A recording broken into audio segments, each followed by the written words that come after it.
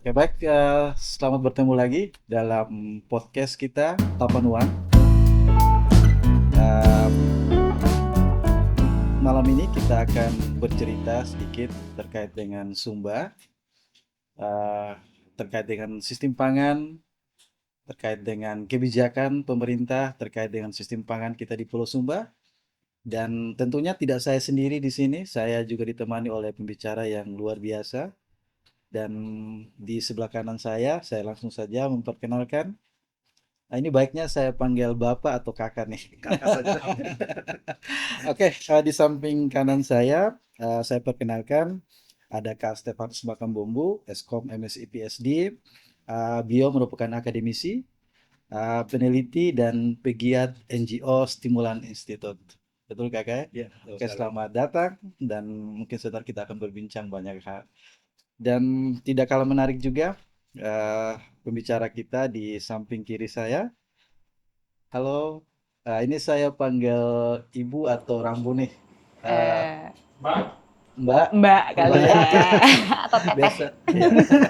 Panggil kakak juga itu. Eh, Baik, saya perkenalkan di samping kiri saya ada Mbak Karin Nurhadi SHMSC. Beliau merupakan founder dan eksekutif director di Foodagogik Institute on Food Climate Health Dynamics Jakarta Indonesia. Beliau juga merupakan seorang peneliti di bidang pangan, perubahan iklim dan kesehatan. Selamat datang Mbak di Sumba. Oke, demikian tadi pembicara kita yang luar biasa ini. Ya, kita akan sedikit memulai terkait dengan bagaimana Pulau Sumba, keadaannya, lalu bagaimana dengan sistem pangan dan keberlanjutan kita di Pulau Sumba. Mungkin sebagai gambaran ya Rambu dan Kakak, saya kira bukan hal yang baru lagi kalau kita melihat landscape Sumba kita dengan daerah yang begitu curam ya. Kemudian curah hujannya juga terbatas, ya dikenal sebagai iklim savana. Nah, kira-kira dalam benak eh, kakak berdua, apa sih terkait dengan ketahanan pangan atau model resiliensi ketahanan pangan kita di Pulau Sumba, atau misalnya seperti apa kacamata kakak berdua ketika mungkin melihat Sumba itu secara umum? Ya, mungkin saya mulai dari kakak dulu. Kira-kira bagaimana sejauh ini ketika kakak melihat Sumba, kira-kira nih pangan kita tuh seperti apa sih sebetulnya? Oke, baik. Terima kasih Pak Krisman. Ya, ya kebetulan saya di Unkris ini saya mengajar ekonomi pedesaan juga ya. Dan di situ ada satu topik yang saya bawa itu bagaimana ekologi sebuah wilayah itu berpengaruh pada penghidupan mereka dan juga pasti berpengaruh pada sistem pangan mereka. Ya, eh, ya kalau kita lihat ekologi kita, ekologi savana kita kan eh, posisi kita kan berbukit-bukit ya, berbukit-bukit curam gitu, dan itu tidak hanya keadaan fisik ya, tapi juga berpengaruh terhadap iklimnya. Ya misalnya eh, BMKG sudah jelas-jelas apa namanya mendefinisikan bahwa topografi wilayah kita yang sangat ekstrim, sangat curam tadi ya, bergelombang, itu sangat mempengaruhi iklim mikro. Dan iklim mikro itu sangat berpengaruh terhadap pola produksi pangan. Dan itu terbukti, ya kalau saya lihat, misalnya ya, pangan kalau di bagian utara atau timur ya, timur dan selatan padinya jadi, belum tentu di bagian barat produksi padi juga berfungsi produksi dengan baik. Demikian juga sebaliknya, kalau jagung di utara bagus, belum tentu di selatan bagus. Itu tadi karena iklim mikronya, variabilitas iklim ya, itu sangat berpengaruh. Nah, nah terkait dengan topografi wilayah. Kalau saya sendiri dalam riset saya membagi itu ya. Jadi lembah bersungai ya. Kalau saya bilang itu lembah bersungai. Lembah bersungai itu daerah-daerah das ya yang cukup luas. Itu adalah tipe pertama gitu. Orang di situ orang bisa menanam padi, jagung, macam-macam karena lahannya cukup luas ya. Itu tipe pertama. Tipe kedua ya lembah-lembah sempit, lembah-lembah sempit dengan ukuran yang sangat terbatas. Di situ juga ada mata air, sumber air. Tapi itu tidak cukup tidak cukup luas untuk orang bisa membangun sistem irigasi yang ini, yang yang cukup gitu ya. Nah, dan yang berikutnya ya lembah apa ya, saya lupa itu. Tapi lembah itu lembah yang oke, ada sistem irigasinya, tapi tetap terbatas juga. Dan pada umumnya lebih didominasi oleh tadi lembah berbukit sempit. Artinya apa? Berarti sistem pangan kita juga akan menyesuaikan dengan itu. Berarti apa? Ya jenis-jenis pangan-pangan yang bisa kita budidaya di lembah bersungai, lembah sempit, itu tadi ya. Mestinya begitu kalau saya melihat ya. Ekologi kita sangat berpengaruh terhadap sistem pangan dan sistem penghidupan. Tapi apa yang terjadi saat ini kan justru sebaliknya gitu ya. Komoditi pangan yang kita budidayakan justru yang sebenarnya pangan itu membutuhkan sistem irigasi yang besar gitu ya, dengan lahan yang luas itu. Justru itu yang dipromosikan gitu. Dan sudah pasti itu padi. Ya padi. Dan kita lihat kalau padi yang kita prioritaskan, kita akan berhadapan tadi dengan topografi wilayah, iklim yang sangat dinamis dan sangat mempengaruhi pola produksi kita gitu.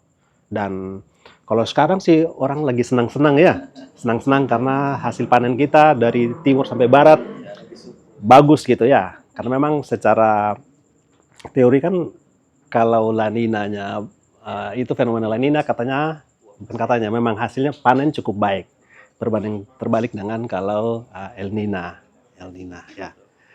Ya, tapi kalau kita sudah sangat senang dengan padi dan tergantung dengan itu, menurut saya itu akan berbahaya untuk jangka panjang.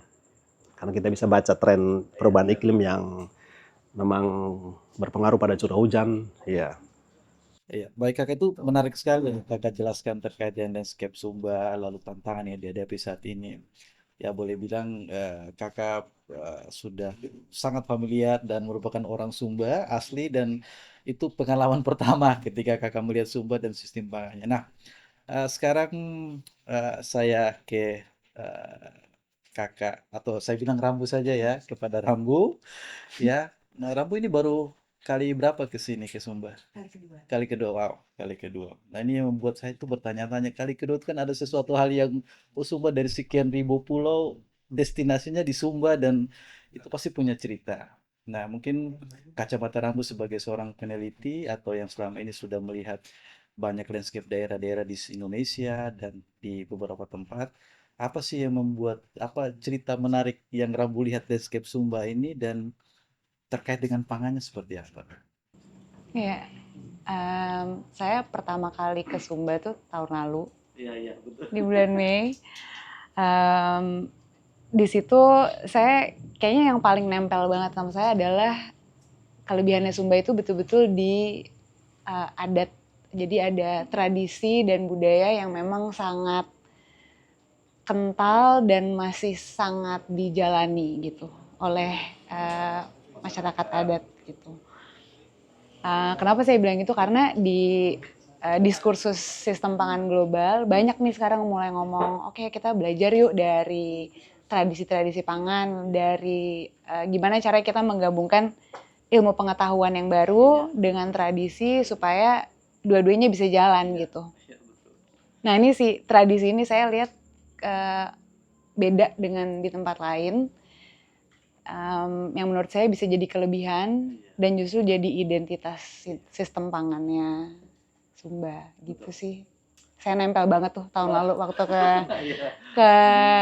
apa ada tundut, Undut ya. Oh tundut. iya, iya, iya. Jadi menarik ya ketika Rambu sampaikan bahwa Sumba itu cukup kental dengan adat istiadat. Bahkan mesti kita belajar dari lokal indigenous community tadi, masyarakat lokal, bagaimana hidupnya. Kemudian dari Kakak juga ceritakan ini loh Sumba dan tantangannya. Nah, mungkin kita sedikit masuk ke dalam terkait dengan kebijakan.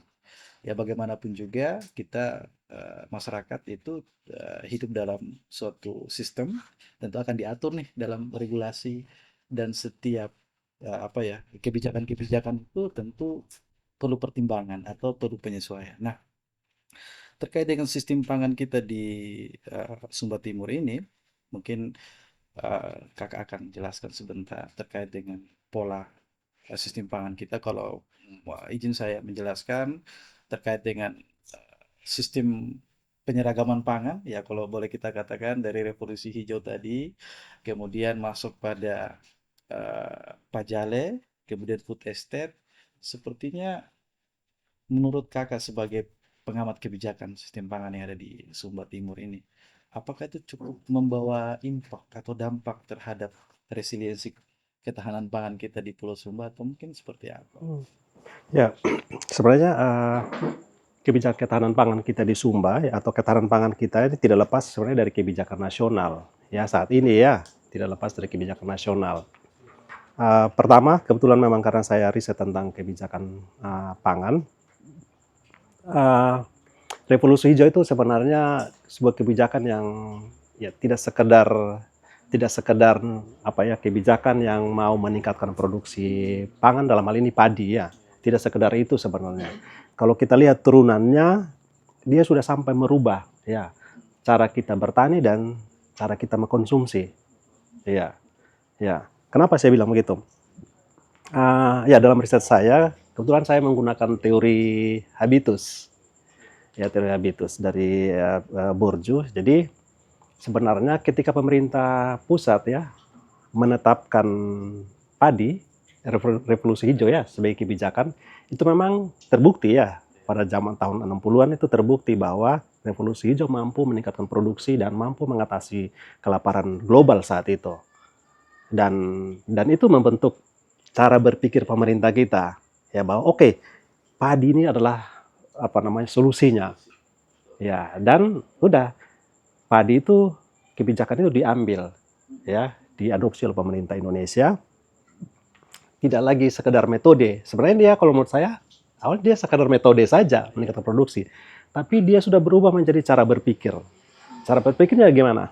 Itu tadi, karena pemerintah pusat meyakini revolusi hijau sebagai metode yang tepat, akhirnya diadopsi oleh pemerintah Orde Baru saat itu. Diadopsi, dia melembagakan dalam bentuk apa yang adanya, namanya Bimas, Inmas, itu ya. Iya, itu dilembagakan, ya. Terus itu apa? Diinstruksikan ke semua daerah harus mengadopsi itu, ya. Dan daerah-daerah tidak punya pilihan lain. Kebetulan saat itu kan terbukti produksi kita bagus, swasembada. Semakin meyakinkan cara berpikir kita bahwa oke, ya solusinya adalah itu. Maka diperintahkan kepada masyarakat. Dan masyarakat yakin juga oke, kalau kita tanam padi pasti akan membuat kita bisa keluar dari masalah ketahanan pangan ya, masalah kelaparan itu. Dan itu terus berputar gitu. Dan kalau zaman dulu itu zaman Orde Baru, Inmas, Bimas, sementara di zaman Orde Reformasi itu kan masuk yang namanya Gema Palagung ya, dan Pajale. Ini sebenarnya kan varian sama ya, padi, jagung, iya, kedelai. Dan apa ya situ? Jelas itu teknologi dikasih, pupuk, bibit, sama kan revolusi hijau juga memberikan itu gitu. Nah itu direproduksi terus, reproduksi terus. Nah kalau kita pakai tadi paparan teori habitus, dia akan membentuk cara berpikir ya, sesuatu yang otomatis ya, karena dia sudah melalui sebuah trajektori ya, dari pemerintahan ke pemerintahan tadi ya, berganti dan menggunakan sistem itu, akhirnya apa? Dia melembaga. Dan melembaga, kebetulan birokrasi kita juga birokrasi yang belum keluar dari cara berpikir yang merdeka menurut saya ya, cara berpikir apa, patrimonial ya. Jadi segala sesuatu yang perintah dari atas itu dianggap sebagai sebuah titah yang harus diterapkan gitu. Nah, itu kan selalu berulang-ulang gitu dilakukan. Akhirnya sudah.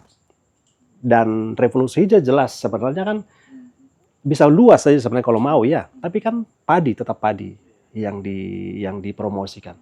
Nah, itulah membentuk cara orang bertani ya, sampai cara mengkonsumsi. Di Sumba sini kalau kita tidak mengkonsumsi beras, kalau itu dianggap tidak, ya, ya statusnya juga dianggap orang miskin gitu. Iya, jadi beras menjadi apa? Menjadi identitas. Nah, selain revolusi hijau ini juga kita lihat kebijakan pemerintah yang mendistribusi gaji pegawai. Menurut saya itu termasuk salah satu cara. Gaji pegawai, gaji polisi, tentara, ya. Dulu beras tidak dikenal sampai di desa-desa dulu, tahun 60-an. Ya. Ya. Kalaupun orang mau cari itu di pasar-pasar ya seminggu sekali gitu orang cari. Tapi dengan adanya beras masuk sampai ke desa-desa dan ya orang desa mengenal itu mulai. Jadi alat negara ini menjadi media untuk memperkenalkan beras. Nah, itulah menurut saya jadi membentuk sebuah habitus ya yang ada semacam apa? Kepatuhan yang tidak disadari. Ya, kalau tidak makan nasi kan tidak enak gitu ya. Kalau saya tanya, kamu sudah makan ini? Sudah makan? Belum. Padahal tadi kita lihat dia orang itu udah makan jagung, dia anggap belum makan karena belum makan nasi. Sampai kayak begitu. Jadi sudah sangat melembaga dalam diri kita. Iya, Ya. itu menarik sekali ya bagaimana revolusi hijau bisa mengubah paradigma orang berpikir, menentukan apa yang mesti dia makan. Dan itu saya kira saya mengalami ya.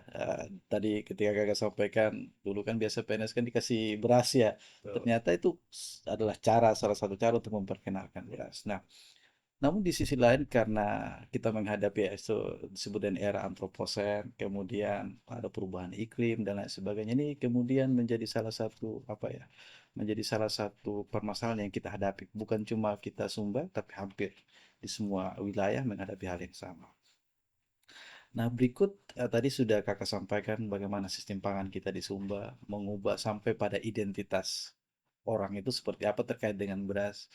Nah, mungkin dari Rambu melihat secara kacamata secara global terkait dengan dampak perubahan iklim atau mungkin kita sebut dengan krisis iklim sekarang terkait dengan ketahanan pangan kita ini seperti apa? Apakah masih relevankah kita dengan sistem pangan yang rakus air ya dalam tanda kutip atau mungkin kita butuh resiliensi seperti apa sih yang harus kita. Iya, iya. Tadi saya ada komentar dulu sih dari Kak Stefan tuh menurut saya menarik banget karena kebijakan kayak revolusi hijau itu membuktikan bahwa sebetulnya kalau ada political will dari pemerintah sesuatu itu bisa terjadi. Artinya kalau revolusi hijau dampaknya negatif terhadap kesehatan dan lingkungan, sebetulnya bisa juga tuh kita cari sesuatu nih yang dampaknya bisa positif gitu. Tadi saya teringat itu aja sih. Cuman balik lagi ke perubahan iklim, mungkin ngacunya ke Paris Agreement kali ya, yang tahun 2015 itu memang udah membuktikan bahwa perubahan iklim itu ada dan mempengaruhi ketahanan pangan. Dan lebihnya lagi mungkin kalau di Foodagogik kita ngomongin gizi juga, jadi ketahanan gizi gitu ya. Mungkin ada 3 hal sih yang sekarang banyak dibahas adalah yang pertama gagal panen itu udah pasti. Dengan perubahan iklim, bumi makin memanas, curah hujan tidak menentu. Itu juga tadi pagi saya baru dengar dari mama-mama curah hujan tidak menentu lagi. Kemudian bencana-bencana alam semakin ekstrem terjadinya. Jadi gagal panen semakin sering. Itu konkret ya kan dampaknya kalau gagal panen nggak ada untuk produsen nggak bisa jual atau hasil jualnya mungkin mengurang atau untuk yang subsisten nggak bisa makan. Sorry. Kedua, saya mungkin yang saya bahas 2 aja deh. Yang kedua ini berkaitan sama kandungan gizi dari pangan itu sendiri. Jadi ada satu studi baru yang memperlihatkan bahwa dalam 10 tahun terakhir, mungkin lebih ya 20 tahun terakhir, kandungan gizi pangan kita tuh turun sekitar 20-30%. Dan itu terutama di buah dan sayur. Jadi bahan-bahan pangan yang justru sangat tinggi Jarang dikonsumsi lagi gitu gizinya, maksudnya. iya Okay. gitu. Karena suhu bumi semakin panas gitu. Jadi sekarang banyak organisasi yang mau coba yuk kita optimalkan makan buah dan sayur atau makanan bahan-bahan pangan yang lebih sehat dan bergizi. Sementara si bahan pangannya itu sendiri kandungan gizinya menurun. Jadi berapa banyak nih kita harus makan. Nah itu jadi banyak diskusi juga. Oke, baik Rambu, tadi menarik ya seperti disampaikan apa political will. Kemudian itu tadi karena kebijakan ini berkaitan dengan kehidupan orang banyak. Nah, tadi sekilas bicara tentang pedagogik nih. Nah, kami juga baru nih pedagogik itu mungkin sedikit menjelaskan ya Rambo terkait dengan pedagogik itu kayak gimana, lalu kemudian skopnya seperti apa, ya kemudian bisa bagi teman-teman yang ada di rumah bisa mengikuti pedagogik dan bisa membaca apa sih yang dijelaskan di pedagogik itu dan kajian-kajiannya secara akademis seperti apa, gitu dong. Iya, jadi Foodagogik itu satu lembaga penelitian. Sebetulnya badan hukum kami yayasan, karena kalau sebagai lembaga penelitian kan kami pengen dapat grant ya. Jadi kalau badan hukumnya PT nggak bisa, maka badan hukumnya yayasan. Kegiatan utamanya adalah memang fokus di penelitian di topik pangan, gizi, dan iklim. Jadi selalu ketiganya gitu. Kalau hanya pangan dan iklim, di luar dari skopnya Foodagogik, hanya pangan dan gizi juga. Jadi kami selalu bekerja di yang 3 tadi, pangan, iklim, dan gizi. Organisasinya masih baru, baru dibangun, baru didirikan 2023 akhir. Jadi tahun ini kami masuk tahun kedua. Dan sejauh ini produk-produknya memang banyak masih dipublikasi hasil desk research gitu. Visi besarnya mau melihat Indonesia mencapai transformasi sistem pangan berkelanjutan. Berkelanjutan itu yang kami maksud adalah inklusif, artinya bisa untuk semua, regeneratif, baik juga untuk bumi dan juga bergizi gitu. Itu sih kurang lebihnya. Oke, jadi gitu ya, jika ada teman-teman yang apa ingin membaca atau ingin apa ya mencari tentang pedagogik seperti apa, silakan nanti tinggal cari di internet pedagogik.org ya. Kemudian di itu silakan membaca beberapa riset dasar ya terkait dengan sistem pangan kita di Indonesia. Nah, berlanjut tadi yang berkaitan dengan political will. Nah, political will ini punya hubungan dengan kebijakan yang sistemnya sentralisasi. Nah, seperti kita tahu saat ini ada peraturan Kementan ya, Permentan terkait dengan pajale. Lalu yang berikut kita juga dihadapkan dengan otonomi daerah nih Kakak. Otonomi daerah pada hakikatnya adalah memberikan kebebasan kepada daerah untuk menentukan terkait dengan kebijakan-kebijakan yang sifatnya internal yang kemudian berhubungan dengan hak hidup orang banyak. Salah satunya adalah otonomi pangan. Nah, ini yang saya juga sempat sekilas baca dari riset kakak terkait dengan otonomi daerah yang pada hakikatnya adalah otonomi pangan, kok malah eh, sedikit bertentangan dengan tadi cerita-cerita topografi ini. Nah, kira-kira seperti apa itu kakak prosesnya atau versus tadi antara apa ya peraturan Kementan dengan otonomi daerah. Iya. Ya, jadi ya memang ini kita di Indonesia udah banyak kritik sebenarnya dari para peneliti ahli hukum ya, bahwa sistem hukum kita kan selalu tumpang tindih gitu, ya, overlap satu dengan yang lain. Dan menurut saya ya terbukti dalam sistem pangan kita. Nah, kalau kita mau lihat undang-undang pangan dulu ya, undang-undang pangan kita jelas menurut saya ada dua pendekatan untuk membangun ketahanan pangan. Ya, saya menyebutkan sebagai pertama pendekatan spasial. Spasial ini yaitu semua daerah kan diberi kebebasan untuk undang-undang itu memberi kebebasan untuk merekognisi pangan apa saja yang ada di daerah-daerah untuk membangun ketahanan pangan. Diberi kewenangan, berarti menghargai pangan setiap daerah punya keunikan apa saja untuk diangkat. Saya melihat itu sebagai pendekatan spasial karena di situ ada disebutkan ya daerah-daerah dapat merumuskan sistem pangan sendiri sesuai dengan kearifan lokal. Itu pertama. Yang kedua, saya bilang sebagai pendekatan kewenangan. Karena apa? Setiap hierarki pemerintah diminta untuk kamu merumuskan sendiri apa. Nah, berarti ini kan dua kekuatan gitu, undang-undang pangan dalam kita membangun sistem pangan sesuai dengan karakteristik gitu. Tetapi dalam prakteknya tidak begitu.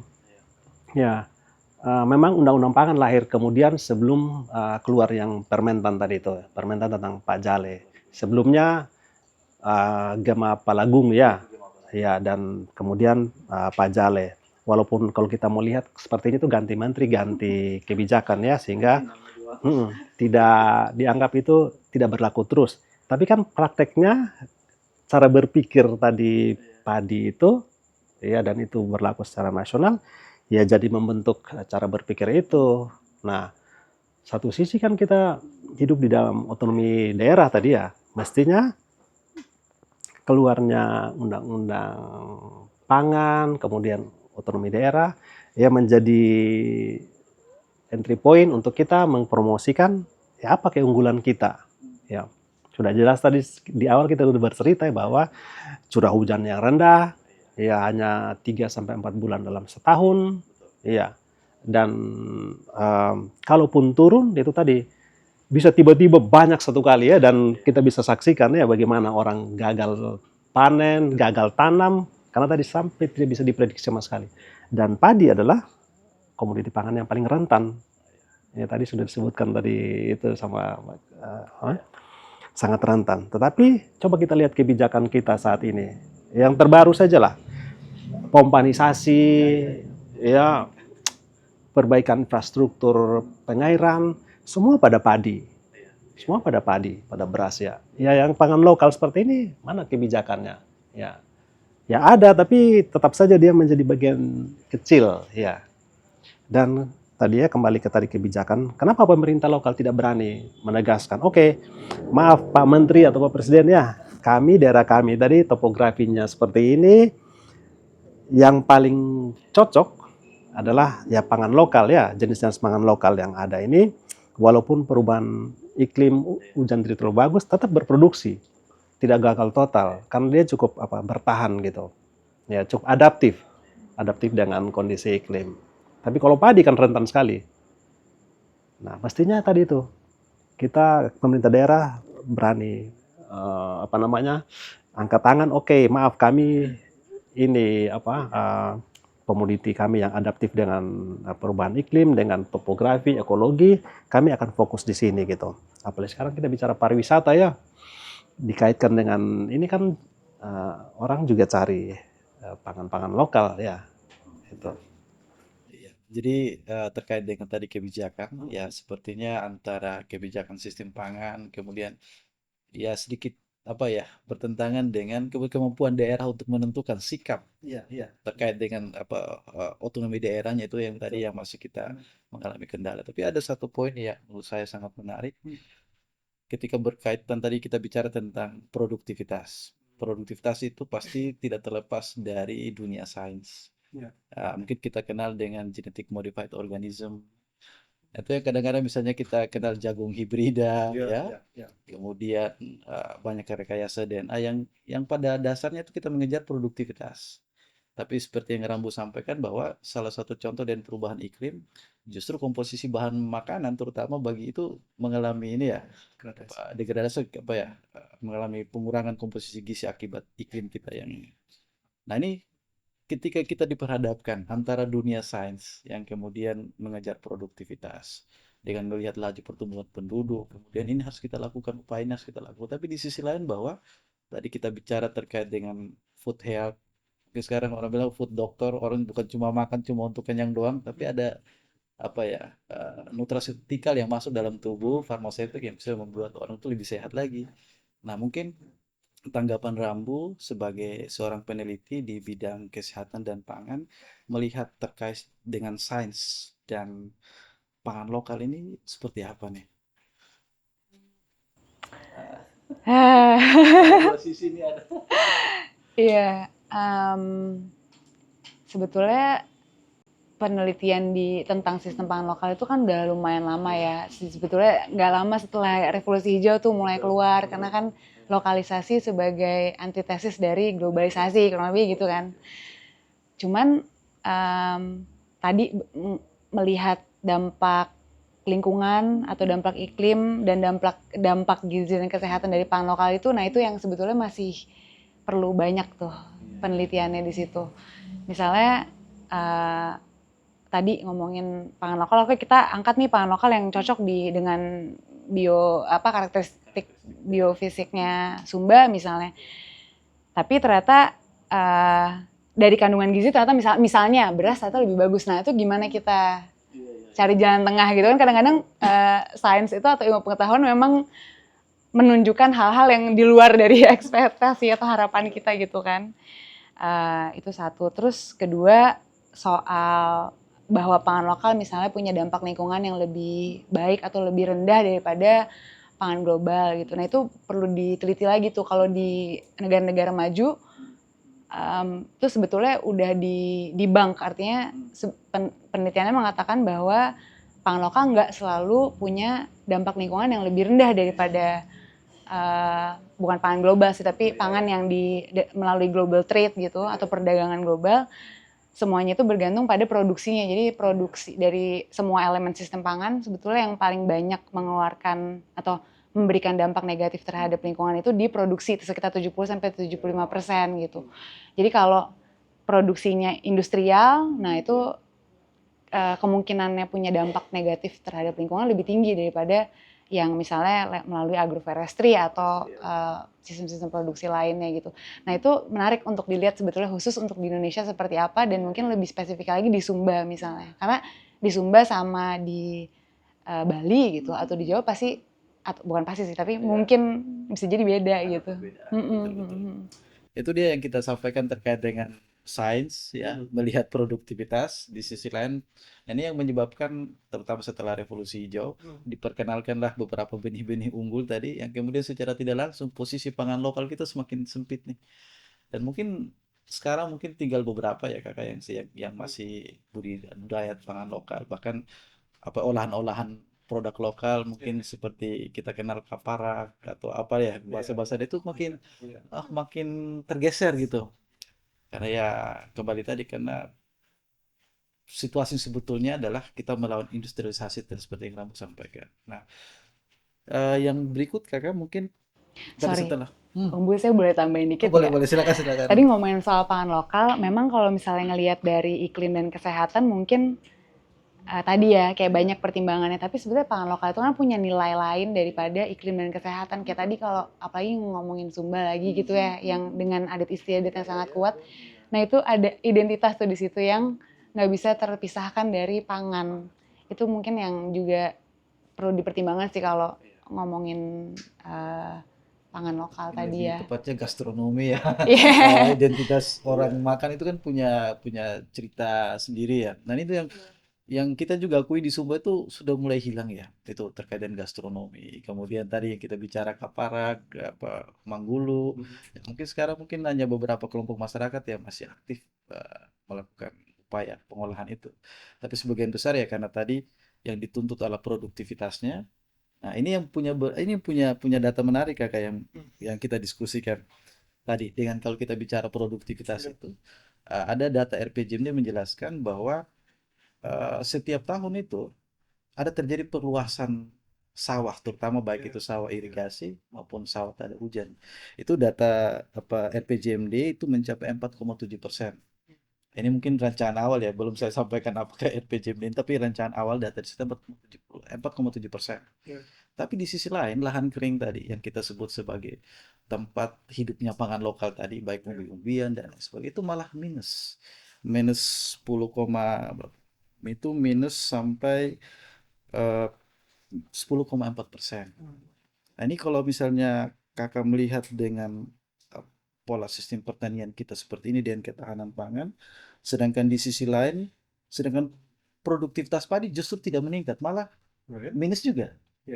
Di sisi lain pertambahan sawah meningkat, tapi produktivitas tadi itu juga minus. Justru lebih banyak yang tadi umbi-umbian, jagung, walaupun di sisi lain mereka termarginalkan dari segi lahan. Kemudian tadi yang kakak sampaikan, baik itu penyedia hasil dan lain sebagainya, justru ini yang dimarginalkan. Semua kan orientasi di padi nih, mau pupuk dan lain sebagainya. Nah ini kakak lihat fenomena-fenomena seperti ini, kira-kira apa dampak terhadap ketahanan pangan, terutama tadi yang Rambu sampaikan, budaya gastronomi kita ini di Sumba.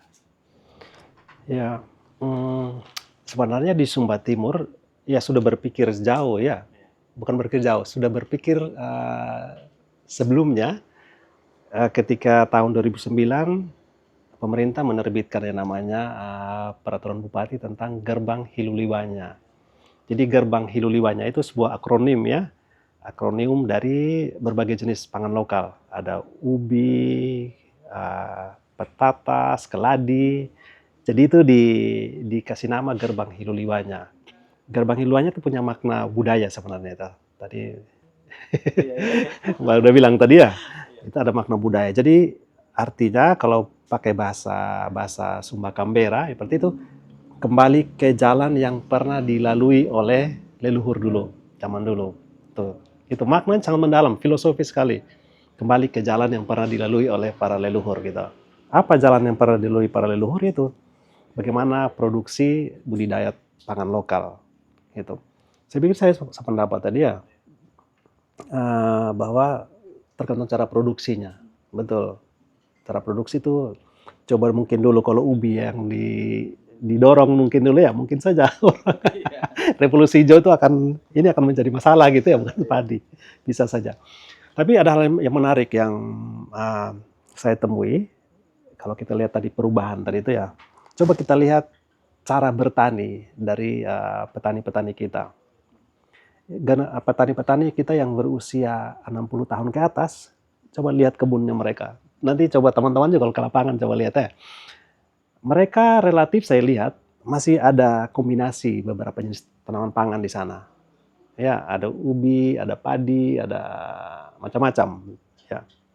Tetapi coba petani yang generasi di bawah 60, yang usia di bawah 60 ya. Ya, mungkin 40, 30, 40. Kebun mereka menurut saya itu lebih monokultur. Paling hanya 2 jenis tanaman pangan yang ada di situ. Ini dahsyatnya tadi revolusi hijau menurut saya. Merubah cara orang bertani, ya, cara pola budidaya sampai dengan cara mengkonsumsi. Tadi saya lupa sebutkan tadi, ya sampai ini kalau kita sebut dalam terminologi bahasa Sumba, memang tidak semua wilayah ternyata. Kita dari sini sampai ke timur, ini kita sebut sebagai panganggo hariwat kita bilang. Panganggo hariwat ya. Dan itu arti dari panganggo hariwat sebenarnya pangan yang gampang kita akses. Ya. Kapan kita mau makan kita ambil, ya. Dan cara mengolahnya juga dibakar, direbus, dikukus itu. Itu istilah panganggo hariwat. Ya, jadi dan menunggu musim panen juga gitu. Itu istilah panganggo yang dipakai oleh tadi generasi yang berusia 60 tahun ke atas. Tapi kalau generasi sekarang, ya, panganggo itu identik dengan kalau lapar. Udah berubah berarti. Iya. Lapar karena apa? Karena beras tidak ada. Sudah sampai kayak begitu cara berpikirnya. Jadi panganggo itu lapar karena beras tidak ada. Kalau dulu disebut panganggo ya karena mudah diambil, mudah diolah, gampang gitu ya. Itu sedasarnya itu menurut saya sedasarnya itu cara merubahnya habitus yang diciptakan oleh revolusi hijau pada cara kita bertani gitu. Oke, sampai saya lupa pertanyaan. Tadi tuh kakak yang saya juga sempat baca riset, kakak punya riset, saya juga baru paham juga, oh ini ada namanya panggung hariwat nih. Hariwat ya. Artinya bahwa generasi saya juga yang orang Sumba pun sudah mulai terlupakan. Bahkan tadi apa ya gastronomi dari nenek moyang kita tidak diturunkan dengan baik. Pada akhirnya kan cara kita melihat pangan itu juga berbeda. Dengan cara tadi dengan hariwat dalam arti sebagai aksesibilitas kita muda, kemudian dengan cara pandang bagi generasi-generasi yang sekarang. Nah, tadi mungkin kacamata kakak dengan melihat apa eh, pemerintah saat ini lagi gencar-gencarnya untuk perluasan lahan sawah. Apakah menurut kakak kok di sisi lain ada perluasan sawah, kemudian di sisi lain juga, tapi kok produktivitasnya malah turun. Bahkan kalau kita bisa bawa lagi ke dalam uh, kebutuhan aktual beras, itu kita setiap tahun harus menyediakan sekitar 35.000 ton. Bahkan produktivitas padi kita itu hanya bisa mencapai 49.000 ton. Nah, kalau kita konversikan mungkin sekitar 20.000 ton beras. Artinya potensi kelaparan kita itu setiap tahun tuh ada dan pasti ada. Iya, iya. Nah, sedangkan di sisi lain tadi, di sisi lain walaupun termarginalkan lahan itu, tapi dia punya produktivitas. Apakah ini tidak menjadi, menurut kakak sebagai pengamat kebijakan sistem pangan di Sumba Timur, apakah ini tidak menjadi salah satu isu krusial yang harusnya menjadi fokus entry point untuk merancang sistem pangan kita di sini? Iya, kalau saya sih melihat begini ya. Eh, Sekarang tantangan kita terhadap pangan lokal itu bagaimana dia diproduksi untuk menghasilkan rasanya tanpa kehilangan gizinya. Rasanya sama seperti orang mengkonsumsi beras. Mestinya investasi teknologi ke arah sana menurut saya. Ya, daripada kita bermiliar-miliar kita investasi hanya untuk padi, sementara dukungan untuk pangan lokal seperti ini sedikit. Mestinya bagaimana kita mengalokasikan teknologi, sumber daya untuk, oh kita makan ubi setelah diolah ya, ada beras analog ya sekarang ya, diolah, oh ini rasa ya, rasa kayak beras. Menurut saya itu yang penting menurut saya pemerintah daerah untuk menginvestasi teknologi untuk mengolah ini. Karena kalau kita tanya kenapa mereka enggan makan pangan lokal, sebenarnya karena rasa beras itu yang membuat mereka sudah terhipnotis ya. Padahal sebenarnya kalau dari sisi gizinya, ini tidak kalah gizinya, ya toh.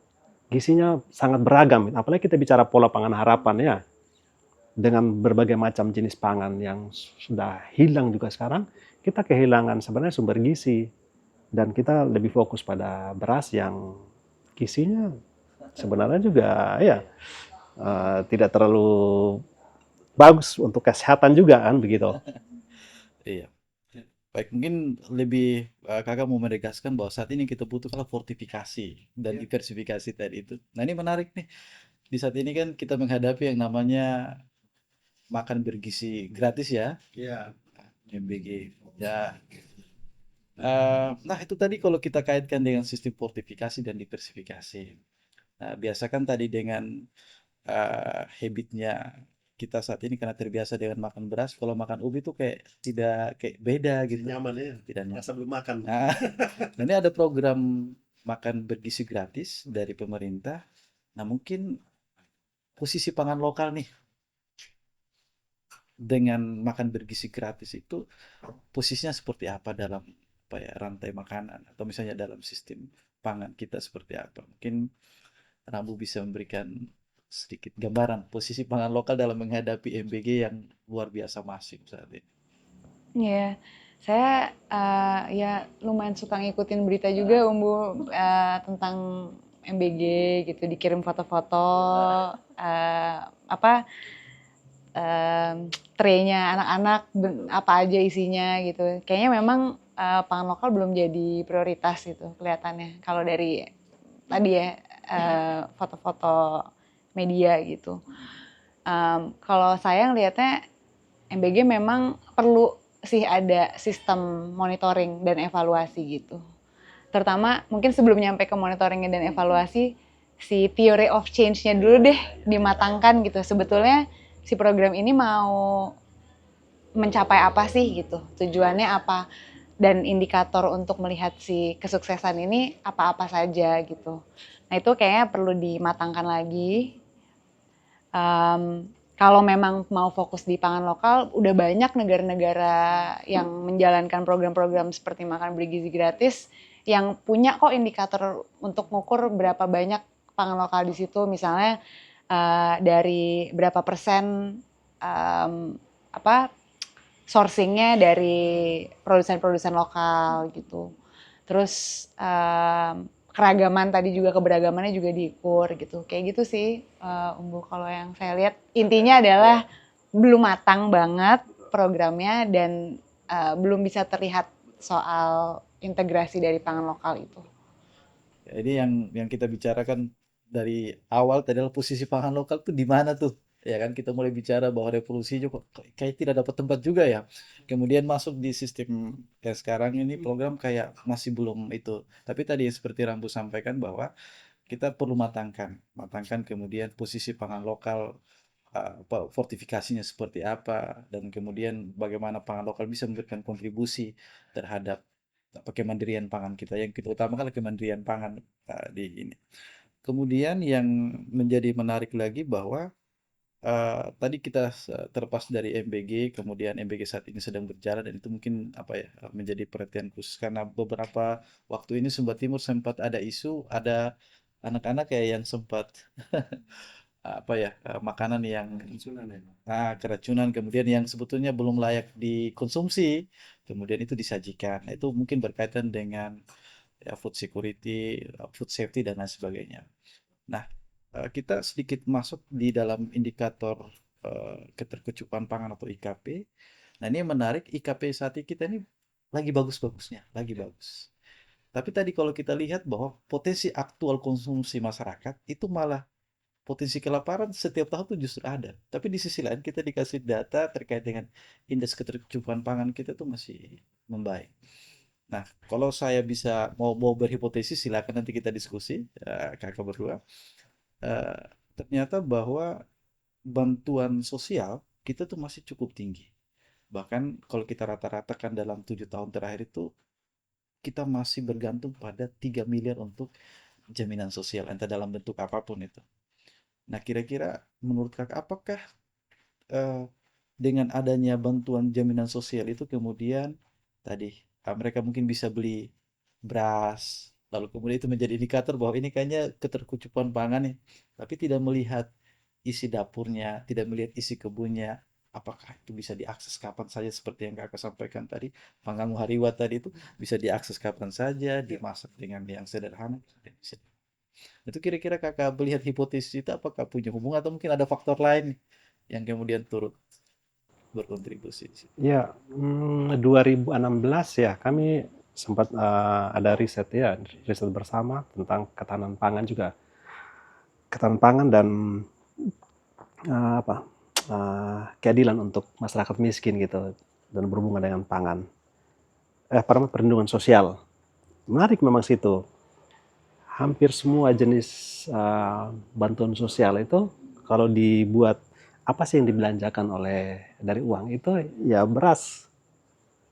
Ya, beras yang dibelanjakan untuk mencukupi kebutuhan. Jadi tadi kalau pertanyaannya kalau terjadi apa dengan bantuan sosial, ya pasti akan berpengaruh pada sistem pangan kita. Ya, sementara itu tadi pangan adalah beras ya, ya tidak lagi melihat apa yang tersedia di sekitarnya, tidak lagi itu menjadi sumber pangan yang mestinya bisa dimanfaatkan.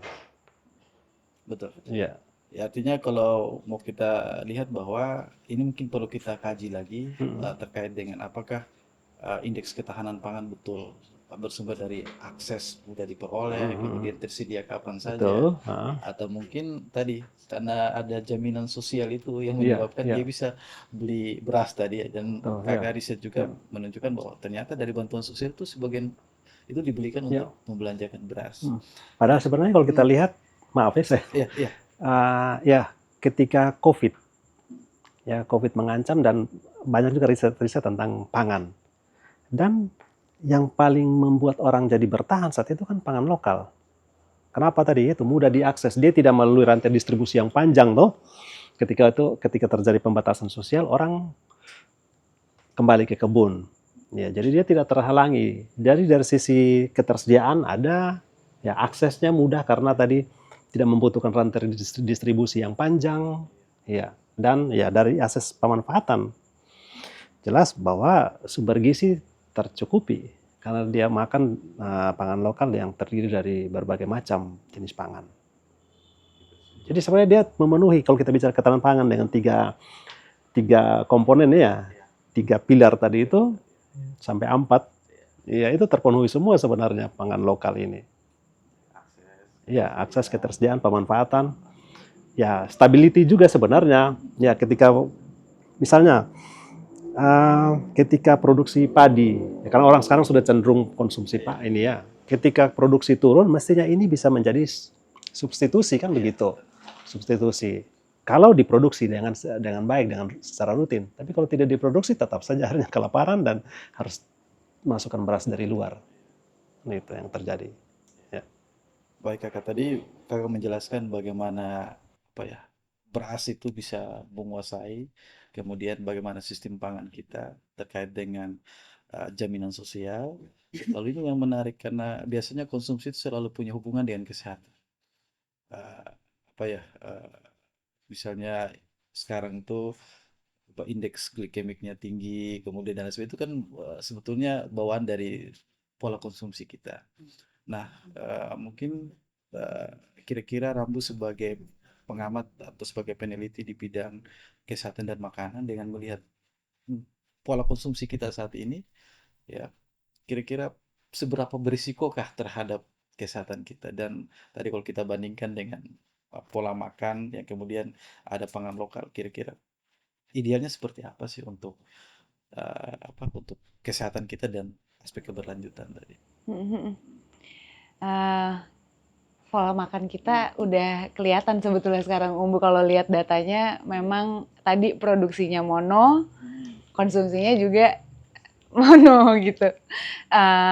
Walaupun nggak selalu berbanding lurus ya, cuman kalau di Indonesia ya sebetulnya di dunia juga, tapi fokus di Indonesia produksinya banyak di tadi beras misalnya, fokusnya konsumsinya juga paling banyak beras gitu. Mungkin 99% itu konsumsinya karbohidrat itu beras, sisanya nggak terlalu banyak. Terus sekarang udah ada kan beberapa indikator untuk melihat keberagaman pangan, misalnya PPH tadi, pola pangan harapan, itu kan melihat keberagaman pangan juga. Dan nggak pernah sampai 100, ya itu adalah yang maksimalnya, mungkin 94, 96, tapi cara ngukurnya juga saya nggak tahu persis tuh seperti apa melihatnya gitu.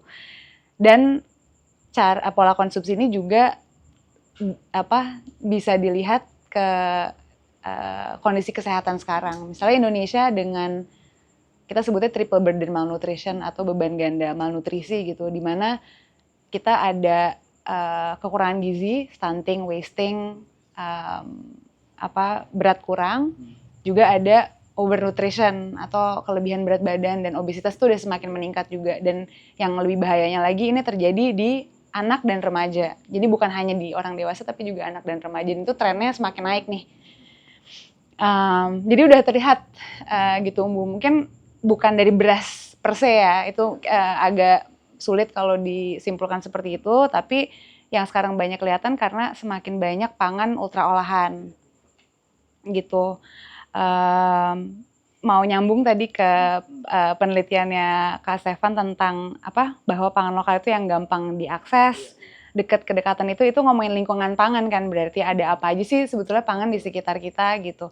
Nah itu berkaitan juga sama pangan ultra olahan tadi, karena pangan ultra olahan itu sekarang makin banyak dan semakin mudah diakses ya, ada supermarket, ada di warung, semuanya ada lah itu pangan ultra olahan gitu. Nah itu bukan hanya tidak baik atau berdampak buruk untuk gizi, tapi juga untuk iklim juga. Sebetulnya udah ada juga penelitiannya bahwa sampah-sampah dari pangan ultra olahan ini salah satu kontributor besar untuk sampah plastik di dunia gitu. Itu tadi jawaban nomor 1. Tadi yang kedua apa Umbu pertanyaannya? Kedua tadi terkait dengan pola konsumsi, misalnya terkait dengan aspek kesehatan, hubungan antar kesehatan dan konsumsi pangan, lalu kemudian bagaimana posisi pangan lokal yang tadi untuk memberikan bukan hanya mengenyangkan sih, tapi bisa memberikan nutrisi yang berbeda. Tadi karena tadi disampaikan bahwa beras ini, tapi kita tidak bisa mengukur bahwa beras itu salah satu indikator, tapi cara kita konsumsi. Nah, kira-kira pangan lokal yang kita bicarakan selama ini atau posisinya seperti apa dalam aspek kesehatan? Iya, ini saya tadi mau nyambung dikit sih, pangan lokal sama pola makan yang ideal tadi kayaknya kita juga bahas ya. Sebetulnya dari pemerintah tuh udah banyak loh panduannya untuk pola makan yang baik. Misalnya isi piringku, itu udah bagus banget karena setengah piringnya buah sayur, terus 1/6-nya protein, sisanya lagi makanan pokok karbohidrat gitu. Terus ada lagi turunannya B2SA, makanan yang bergizi, beragam, bergizi, seimbang dan aman gitu. Itu sebenarnya panduan-panduannya udah ada, cuman memang perlu disosialisasikan lagi aja. Dan si B2SA ini kan juga sebetulnya reflektif dari pangan lokal ya, karena iya kan, tanpa kita harus ngomong oke bergizi dan atau sehat berkelanjutan misalnya, atau sustainable healthy diet sekarang orang ngomong, tanpa harus ngomong kayak gitu, sebetulnya panduan B2SA itu udah mendukung banget nih si keinginan kita atau mimpi kita buat mengedepankan pangan lokal gitu.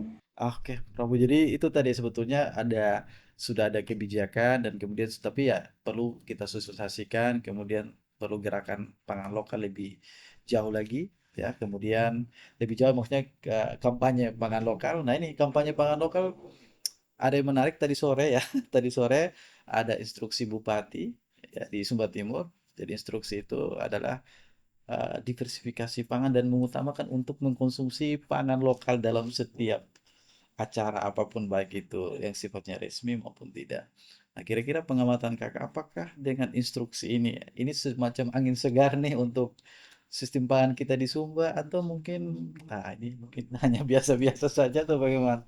Ya. Silakan. Oke, sebelum masuk ke sana saya kembali ke isu tadi makan bergizi ya gratis ya. Saya sebenarnya punya harapan yang besar terhadap kebijakan ini gitu ya.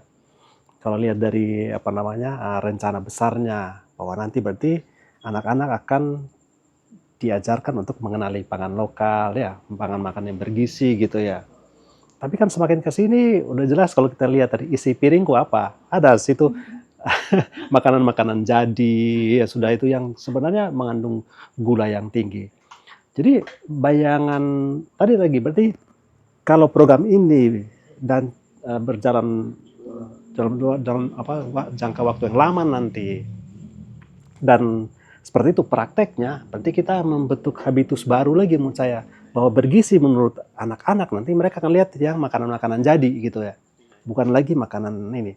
Padahal tadi saya berharap makan bergizi gratis ini adalah melakukan dehabitualisasi terhadap beras mestinya, ya toh, dengan adanya ini. Tapi kan tidak terjadi. Nah, itu yang harapan saya terhadap MBG jadi pupus gitu ya. Oke, kembali ke tadi. Menarik gitu kebijakan yang dikeluarkan oleh pemerintah daerah terkait dengan instruksi bupati. Kayaknya instruksi bupati atau instruksi dinas. Di surat ini kayaknya Bupati, Oke. tapi ya Oke. Dinas Pangan. Oke, Surat tapi edaran, ya. tanda tangan bupati ya. Ya ini menurut saya kita tidak pernah melihat sejarah kebijakan. Ya, kita buat kebijakan tanpa melihat kebijakan apa yang sudah ada sebelumnya. Ya itu terjadi nasional di daerah juga. Sebenarnya ya sebelum kebijakan itu keluar, pemerintah Sumba Timur sudah punya kebijakan yang namanya tadi Gerbang Hidulliwanya tahun 2009. Iya. Itu sudah ada sebenarnya, kembali ke pangan lokal dengan menggunakan filosofi budaya tadi ya, kembali ke jalan yang sudah pernah dilalui oleh para leluhur kita. Sudah ada sebenarnya itu gitu. Nah, dan kalau menurut orang hukum ya orang saya juga berdiskusi dengan orang-orang yang pernah di kebijakan dulu mereka, ya selama Perbup itu belum dicabut, ya dia berlaku terus. Nah mestinya menurut saya surat bupati yang keluar ini mestinya menegaskan supaya Perbup yang sudah ada dulu itu ya disempurnakan penerapannya. Karena di situ dia bicara tentang produksi, konsumsi, distribusi. Sudah cukup komprehensif gitu ya. Sementara itu karena sekedar surat edaran gitu ya. Kenapa tidak berpikir Perbup itu ditingkatkan menjadi perda? Ya, supaya apa? Perda itu justru mengatasi marginalisasi dari pangan lokal kita gitu. Ya. Nah, jadi ya saya cukup surprise juga dengan terbitnya Perbup dengan surat keputusan itu yang mestinya dia harus berdiri di kebijakan yang sudah pernah ada gitu ya. Melihat kebijakan sudah pernah ada, oke, apa yang kurang nih dari kebijakan yang itu? Kalau saya ya tadi apa istilahnya tadi itu, bagaimana kita investasi teknologi supaya bisa merubah ya pangan-pangan lokal yang ada nih supaya rasanya nyaman di mulut bagi anak-anak sehingga mereka menjadi terbiasa untuk makan pangan lokal gitu.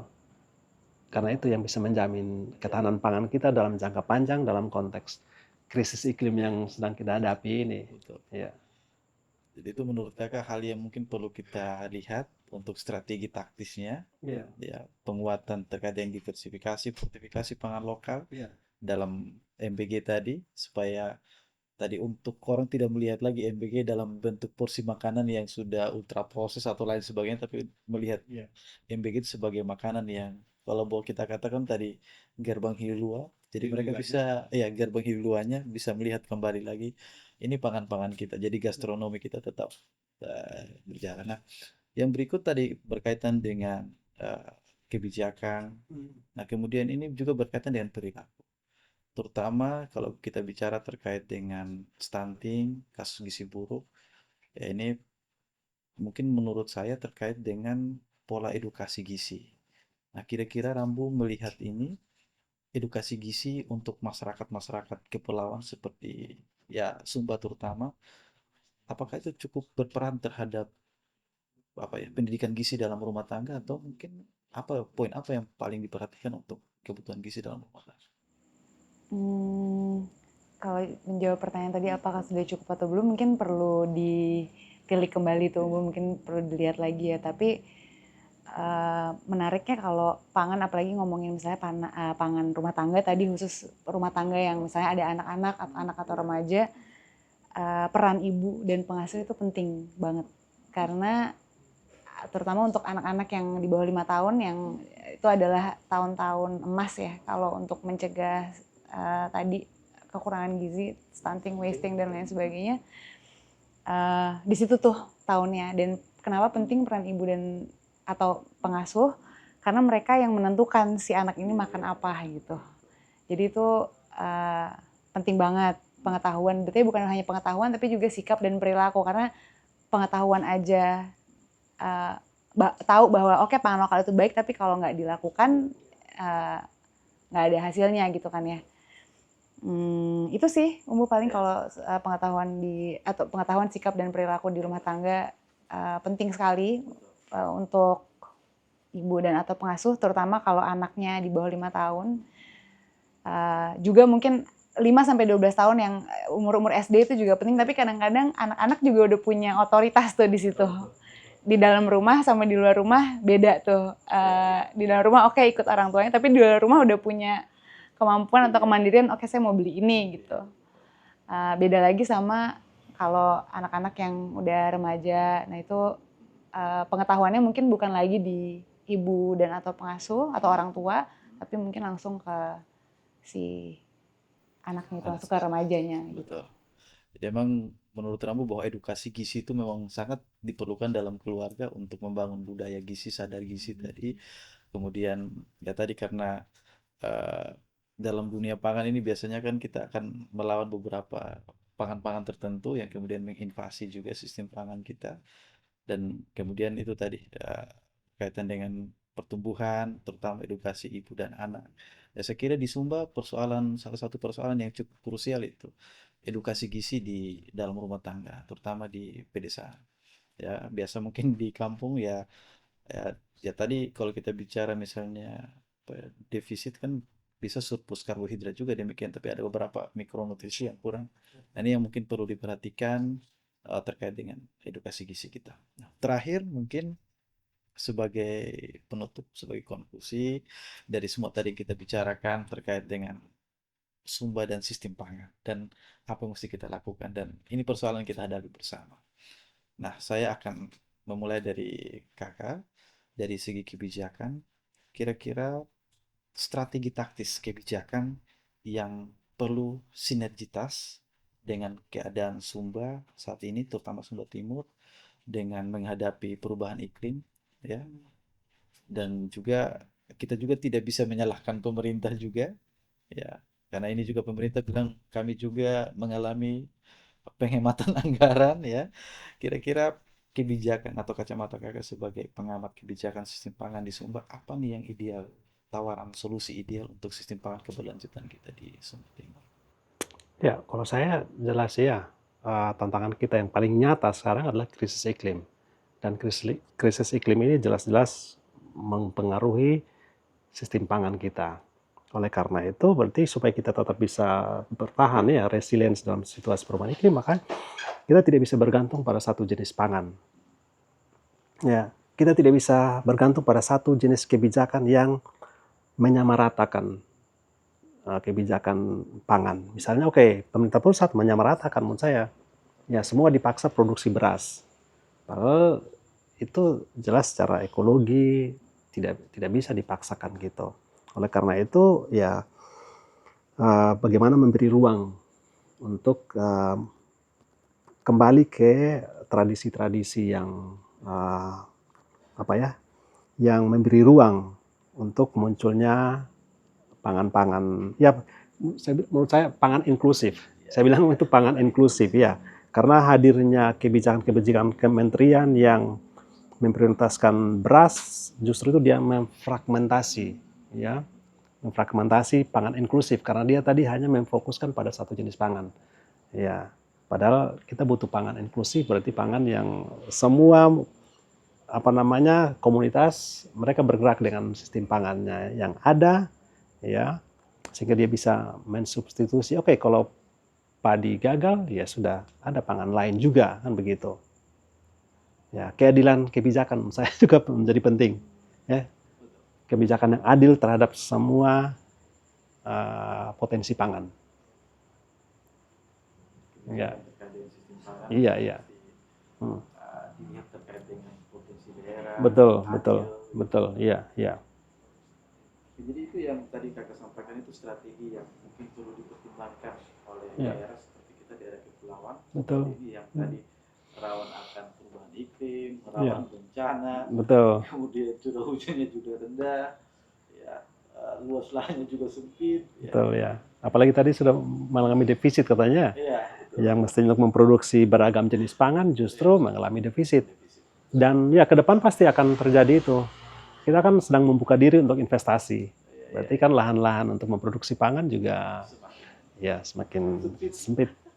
Ya. Oke, baik kakak, terima kasih. Jadi yang kita butuhkan adalah pangan inklusif untuk Sobat Ibu. Nah, kemudian dari Rambu ya, mungkin dari segi tadi persoalan yang cukup kompleks ya, dari sistem pangan kita yang kemudian merubah cara kita melihat sistem pangan, kemudian bagaimana dengan posisi pangan lokal dengan menghadapi kebutuhan pangan, gizi dan kesehatan, terutama nih untuk daerah kepulauan kayak kita, kayak Sumba nih, kira-kira seperti apa nih kacamata Rambu melihat eh, strategi taktis yang mungkin menjadi pertimbangan utama untuk ketahanan pangan di daerah kepulauan seperti kita.